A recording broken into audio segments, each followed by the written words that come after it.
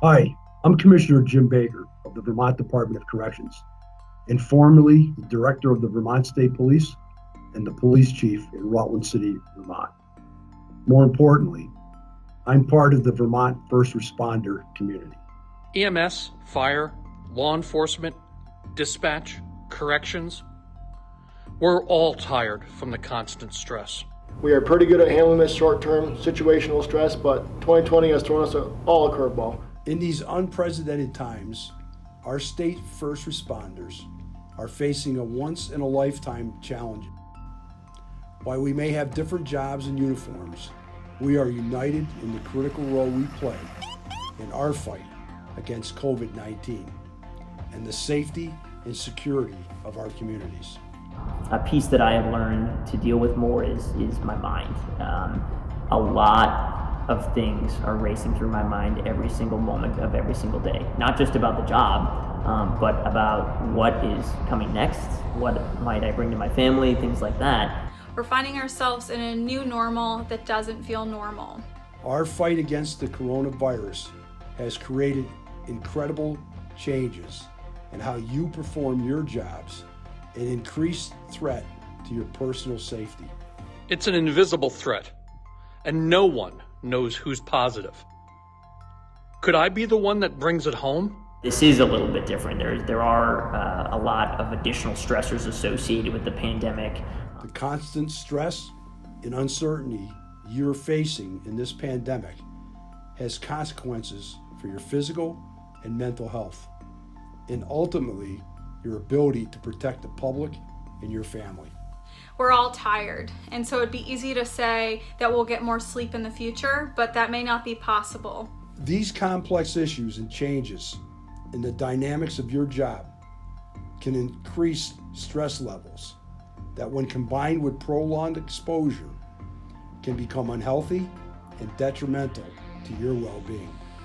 First of all, you have to recognize the signs of stress in yourself and in your fellow first responders.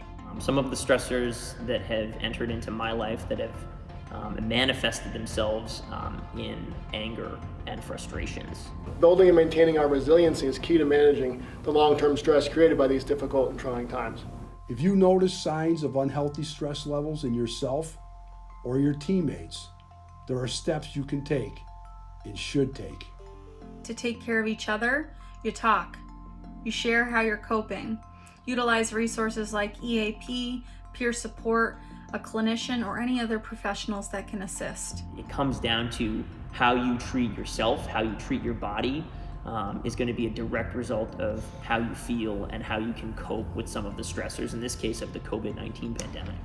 Take good care of our minds, stay connected, and stay resilient. Historically, first responders have been unlikely to reach out for help, even if they recognized that they were having a difficult time with the stressors of the job. But today, cultural changes and experiences have made reaching out for help a new norm. There are resources available to anyone who may need them. COVID has put us in a position where we feel maybe even more isolated or alone than ever.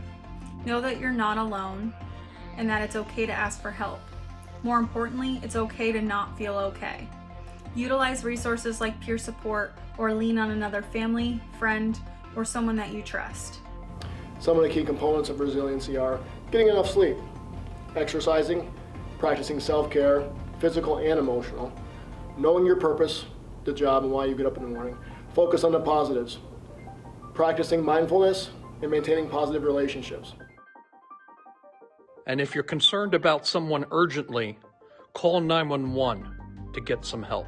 Regarding peer support programs, if it gets to the point where it goes beyond an informal peer support level and you recognize that that person needs something a little more formal, the state of Vermont, the Department of Health actually has a website available for all first responders that lists a ton of excellent resources. In this new normal of the pandemic, it's even more important for you as a first responder to acknowledge how your job and personal life has become more complicated and more stressful. If you are struggling, please reach out to someone you trust or one of these resources. And when this pandemic is over, we will still need you at your best. We know you are tired, but know you are not alone. We are all in this together, always.